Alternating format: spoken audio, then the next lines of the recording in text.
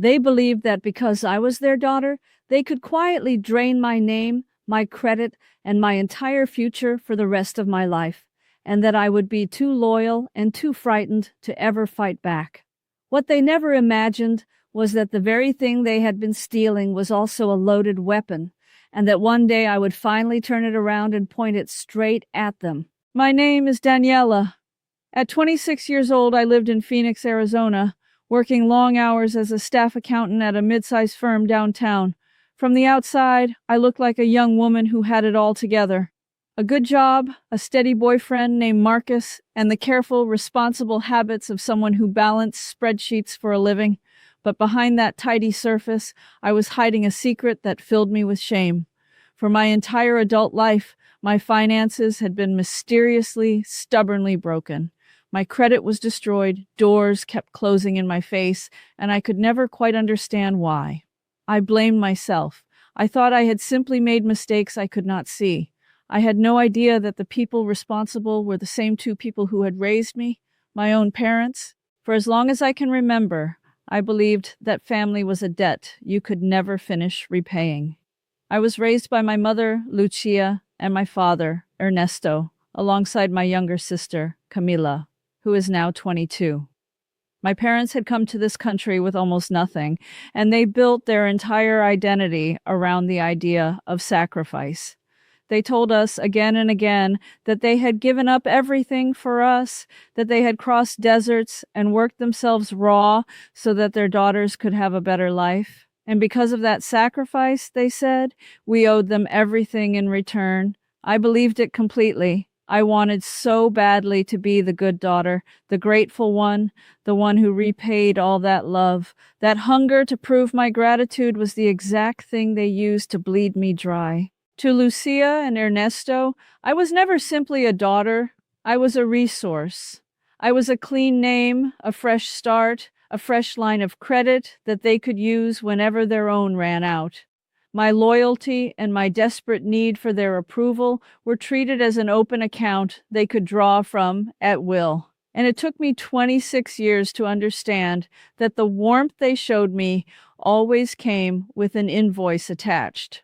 When I met Marcus at a friend's wedding, he was the first person who looked at me and saw me, not what I could provide or what I owed. He came from a family of attorneys and small business owners, steady and kind, and he loved me without keeping score. And still, out of pure shame, I hid the truth about my family from him for a long time. I made excuses, I covered, I carried the secret alone, because admitting that my own parents treated me like a bank felt like admitting there was something wrong with me. To understand how they were able to look me in the eye and steal from me for over a decade, you have to understand the roles in our family. Camila was the treasure. She was the baby, the pretty one, the one our parents called their gift. She was protected from every hardship, told she was special, and handed every comfort. I was the strong one. I was the responsible one. I was the one who, from the time I was a teenager, was expected to work, to contribute, to never complain, and to always put the family first. The difference in how the two of us were treated was never subtle. When Camilla wanted to go to a private art school, my parents found a way to pay for it, taking out loans and working extra shifts, telling everyone how their gifted daughter deserved the very best. When I, at 18, told them I had gotten into a good university, my father told me that money was tight, that I was smart enough to figure it out on my own, and that a strong girl like me did not need to be coddled. So I worked 2 jobs and took out my own student loans and paid my own way through school. I was proud of that. I thought it made me independent. I did not yet understand that while I was breaking my back to build a future, my parents had already been quietly tearing it down behind my back for years. The first crack appeared when I was 23. Marcus and I had been dating for a while, and we wanted to move in together into a nicer apartment in a better part of the city. I filled out the rental application with total confidence because I had a good job and I had never missed a payment on anything in my life. 2 days later, the leasing office called me, and the woman on the phone sounded almost apologetic. She told me that my application had been denied. She told me that my credit score was one of the lowest she had ever seen, and that there were multiple accounts in serious default, several collections, and a charged-off auto loan attached to my name. I told her there had to be a mistake. I had never owned a car. I had never defaulted on anything. She gently suggested that I pull my own credit report and take a closer look. That night, sitting at my kitchen table with my laptop open, I requested my full credit history from all 3 bureaus, and when those reports loaded onto my screen, my whole world quietly came apart. There were credit cards I had never opened, going back years, some of them dating to when I was only 15 and 16 years old. There were store accounts, a personal loan, that charged off auto loan, and a long, ugly trail of missed payments and collections. The total amount of debt sitting under my name, debt I had never borrowed, was just over $87,000. The addresses listed on the accounts were not mine. They were my parents' addresses, their old apartment, their current house. My hands were shaking as I scrolled, because somewhere deep down, in a place I had been refusing to look for years, I already knew exactly what I was seeing. For my entire life, my parents had been using my Social Security number. It made a sickening kind of sense now. The strange phone calls from collection agencies that my mother always intercepted and waved away as scams. The years when my father insisted on handling all of the family mail. And the thing that made me feel the most foolish of all, the family debt. Because here is the part I had never told Marcus, the part I had buried in shame. For 3 years, ever since I had started earning a real salary, my parents had been having me pay down what they called the family debt. My father would sit me down every few months with a serious face and tell me that the family owed money, that we were all in this together, and that, as the one with a good job, it was my duty to help. I had been sending them, on average, around $1,400 every single month. Over those 3 years, I had handed them more than $50,000 to pay off debts that, I now realized, were sitting in my own name the whole time. They were not asking me to help pay the family debt. They were making me pay the debt they had stolen from me, while keeping me too ashamed and too obedient to ever look closely. I sat at that table until the sun came up, staring at the numbers, feeling something cold and enormous settle over me. I thought about all the small moments that suddenly made a terrible kind of sense. The time in high school when my father asked me to sign a paper he said was just for a school form, covering the top of it with his hand. The way my mother always knew my Social Security number by heart, faster than I did, reciting it whenever a form needed filling out, and saying with a smile that a mother never forgets her child's numbers. I had thought it was love. It had been inventory. They had not memorized my number because I was precious to them. They had memorized it because it was the most valuable thing I owned, and they had been spending it for years. But I was not ready yet. I was still their daughter. I still wanted, against all reason, to believe there was an innocent explanation. So I did the thing I had always done. I went to them. I drove to my parents' house the next evening, my printed credit reports in a folder under my arm. My mother greeted me warmly, kissed my cheek, asked if I had eaten. My father was in his chair watching television. And when I sat down at the kitchen table and laid the reports out in front of them, the warmth in that house drained away in an instant. I asked them, as calmly as I could, why there were credit cards in my name from when I was a child, why there was $87,000 of debt I had never borrowed, why their addresses were on all of it. My mother glanced at my father. My father did not even look surprised. He looked annoyed. He folded his arms and told me, in a flat and unbothered voice, that yes, they had used my information over the years, because times had been hard, because they had needed to provide for the family, because that is what families do. He said it the way a person might admit to borrowing a cup of sugar. I told him that this was not borrowing. I told him that this was fraud, that this had wrecked my credit, that this was the reason I had just been denied an apartment.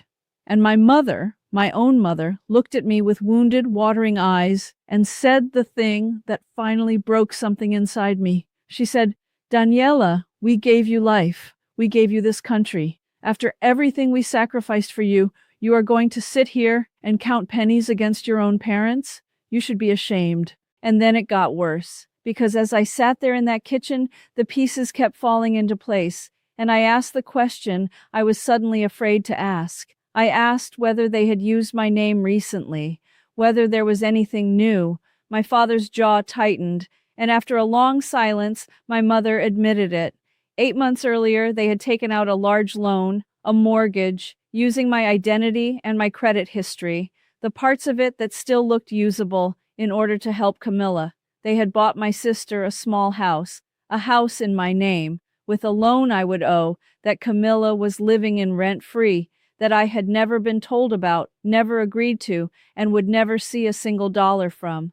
My sister, the gifted one, the treasure, was living in a home purchased entirely with my stolen identity, while I had just been turned away from a rental apartment because of the wreckage they had made of my name. I stood up from that table very slowly. My father, sensing the shift in me, stood up too. He stepped close, lowered his voice, and told me to be very careful about what I did next. He said that I was talking about my own blood, that if I went to anyone outside the family with this, I would destroy us all, and that I owed it to them to keep my mouth shut and be grateful for the life they gave me. And when I reached down to gather my credit reports off the table, he slammed his hand down flat on top of them, pinning them to the table, and he leaned into my face and told me that those papers were going to stay in this house, and that this conversation was over. In that moment, with my father's hand crushing the evidence of his crimes against me, something that had been bending and apologizing for 26 years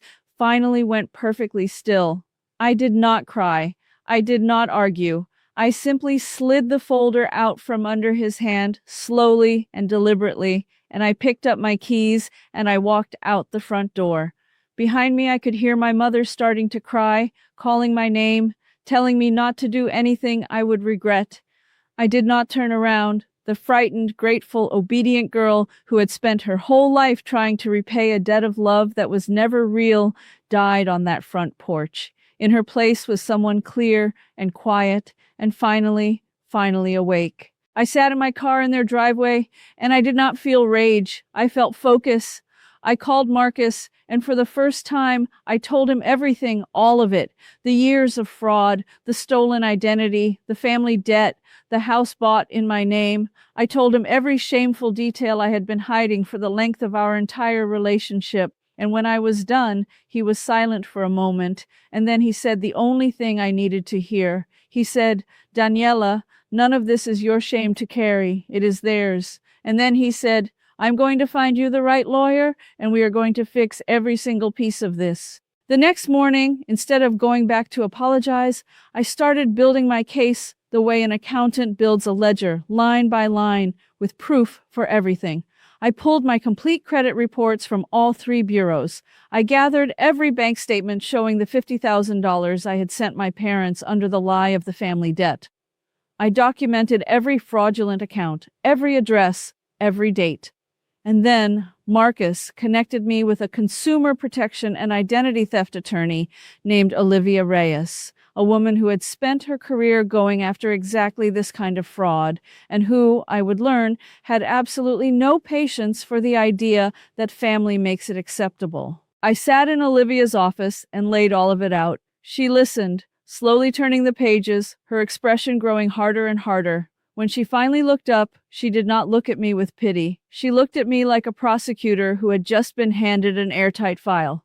She told me that my parents had made a catastrophic mistake. She said, "Daniela, your family has been telling you for years that this is a private matter, a family matter, something you should keep quiet.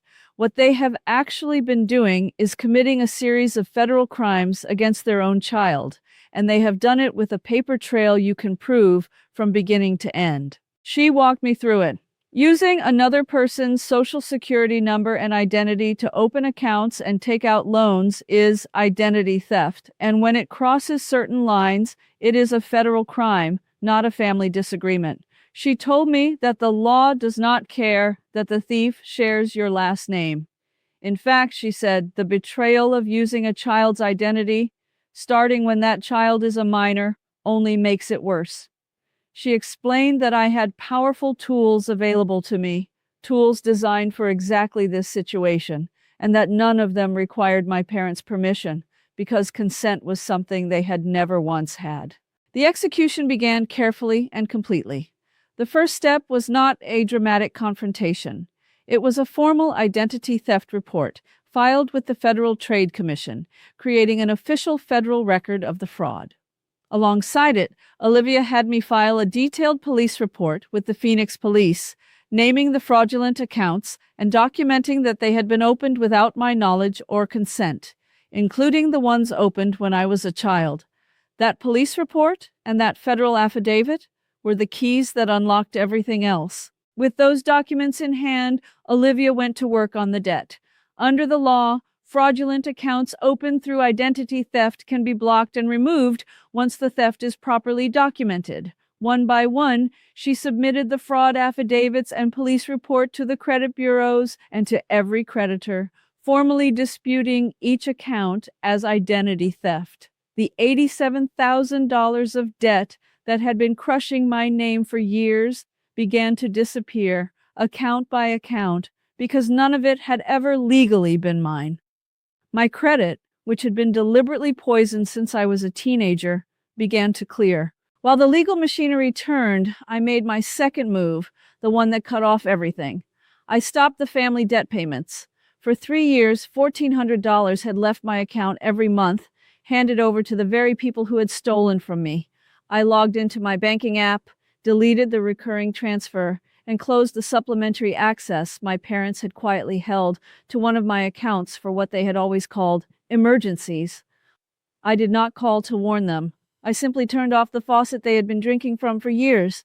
The reaction was immediate. My phone lit up with my mother's name, again and again. I let it ring. Then came the messages, the warmth all gone now, calling me ungrateful, calling me a traitor, telling me I was destroying the family, telling me that God would judge me for what I was doing to my own parents. Camila sent a furious message demanding to know why a strange letter had arrived about the house, telling me to fix whatever I had broken. I did not reply to any of them. I let Olivia Reyes speak for me now, in the language of affidavits and federal filings, the only language that had ever truly stopped them. Then the dominoes began to fall, and they fell hard. Because the fraud was now an official federal and police matter, it could no longer be hidden or smoothed over with tears. The fraudulently obtained mortgage on Camila's house unraveled. A loan taken out through identity theft cannot simply stand, and as the lender learned that the borrower of record had never consented and had filed a criminal complaint, the house my parents had stolen for my sister was pulled out from under her. Camila, the treasure who had never worked a hard day in her life, was facing eviction from a home she had believed was hers. And my parents, for the first time in their lives, faced consequences that they could not talk their way out of. The police report and the federal complaint named real crimes, identity theft, and fraud, carried out over more than a decade, including against a minor. Investigators do not look kindly on parents who steal their own child's identity from the age of 15. Faced with the very real possibility of criminal charges, my father, who had spent my whole life lecturing me about loyalty and sacrifice, was forced to hire a defense attorney he could not afford to try to keep himself out of a courtroom and out of a cell. There was one last attempt to reach me. My mother showed up outside my office building one afternoon, waiting by the entrance, and when she saw me, she rushed forward with tears already streaming down her face. She grabbed my hands and begged me to drop the report, to think of the family, to remember everything they had done for me. She told me that my father could not survive jail, that I would be the one who put him there, that no good daughter would ever do this to her own parents. For my whole life, those words would have crushed me. I would have apologized. I would have caved. But I stood there and felt nothing but a quiet, steady calm. I told her, gently and without anger, that I did not put my father at risk. He did that himself every time he opened an account in the name of his own child. Then I took my hands back and I walked into my building, and I did not look back at her standing on the sidewalk. The fallout reshaped everything. My parents, who had lived for years on credit that was never theirs, suddenly had no clean name left to borrow against, their own or mine. The $50,000 I stopped sending was money they had been depending on. Their carefully maintained image in our community, the proud immigrant parents who had sacrificed everything for their daughters, slowly cracked as the truth spread that they had been quietly robbing the very daughter they claimed to have sacrificed for. Camilla, forced out of her stolen house, had to find a job and an apartment she could actually afford on her own, and discovered for the first time what it meant to stand on her own 2 feet without a stolen safety net beneath her. I cooperated fully and truthfully with the authorities, and then I built a wall. I changed every password and every account. I placed a permanent freeze on my credit so that no one, not even the people who gave me my name, could ever borrow against it again. I blocked their numbers, I routed all further contact through Olivia's office, and I finally let go of the lie I had carried my entire life, the lie that I owed these people an endless, bottomless debt simply for having been born. It has been 18 months now since the night my credit report told me the truth. I'm sitting in the living room of the apartment that Marcus and I share, the one we were finally approved for once my name was cleared. With the afternoon light coming through the windows, my credit is fully repaired. The $87,000 of fraud is gone from my record as if it had never existed. For the first time in my adult life, my name belongs to me and to no one else. Marcus and I are engaged now, and there is a small diamond on my hand that I earned the right to wear by finally refusing to be robbed. Last week, for the first time ever, I was approved for something on my own clean credit, and I sat in my car afterward and cried, not from sadness, but from a relief so deep I did not know what to do with it. Marcus found me there and asked what was wrong, and I laughed through the tears and told him that for the first time in my life, my name said the truth about me. It said that I paid what I owed, that I kept my word, that I was exactly the responsible person I had always tried to be. For 26 years, my name had told a lie that someone else had written. Now, it finally told my story, and only mine.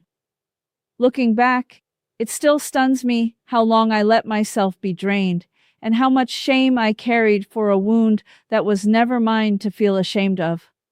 But if my story has taught me anything, it is this. There are people who will take everything you have and call it love, and convince you that protecting yourself is a betrayal, and sometimes those people are the ones who raised you. Owing someone gratitude does not mean owing them your entire life. Refusing to be a victim is not the same as being ungrateful. It is simply the moment you finally decide that you are a person and not a resource. I know in my heart that I made the right choice, but I want to hear from you. Do you think I was right to report my own parents and take back my name? Or would you have kept it quiet to protect the family? Let me know in the comments below. And if my story gave you any strength or clarity today, please subscribe and turn on notifications so you never miss the next one. Thank you so much for listening.